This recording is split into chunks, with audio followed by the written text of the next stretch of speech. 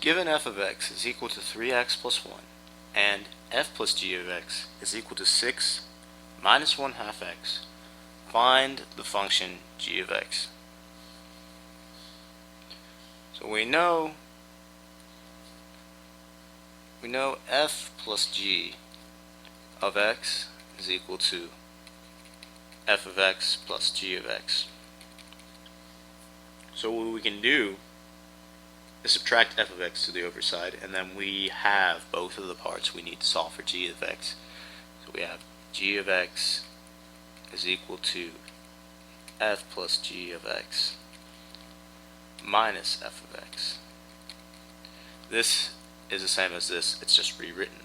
I've just subtracted f of x over to the other side. So now that we've done that, we can just put in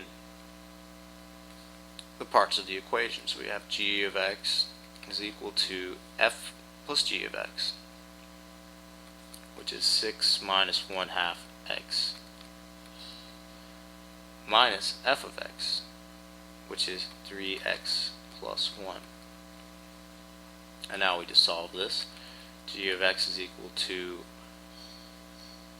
6 minus 1 half x minus 3x plus 1. So 1 half minus 1 half minus 3x, that's minus 7 over 2x. 6 minus a positive 1, so that's plus 5. And here we have our g of x. I have one more problem. It's the same idea, it's just a little bit trickier, is all. So let's say,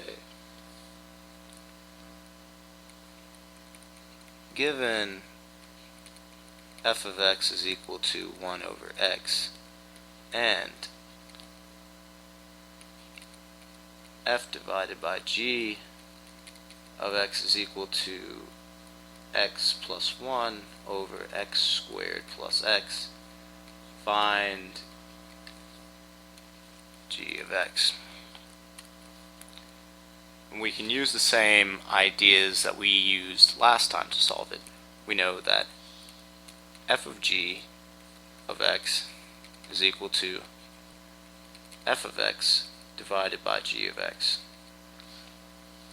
So what we want to do is get g of x by itself, so we can multiply g of x over to the other side. So we get g of x times f of g of x is equal to f of x, and now we can divide out this term over to this side, and then we have g by itself. So we have g of x is equal to f of x over f of g of x. So now let's put in the numbers. So we have g of x is equal to f of x, which is 1 over x, divided by x plus 1 over x squared plus x. So here we have a fraction divided by a fraction, so we can get rid of this fraction and just multiply by the reciprocal. This is equal to 1 over x times x squared plus x plus 1. And now we can multiply these together, and this will divide out.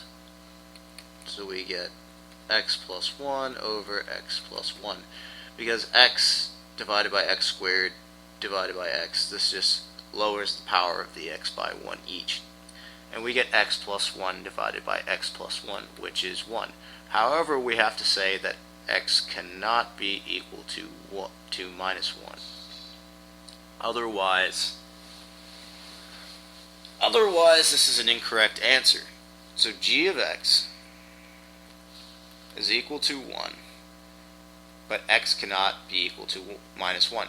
So now it's clear that if we had just said g of x is equal to 1 and not said x is not equal to minus 1, this is not the same function we're talking about, because g of x is equal to 1 is g of x is equal to 1.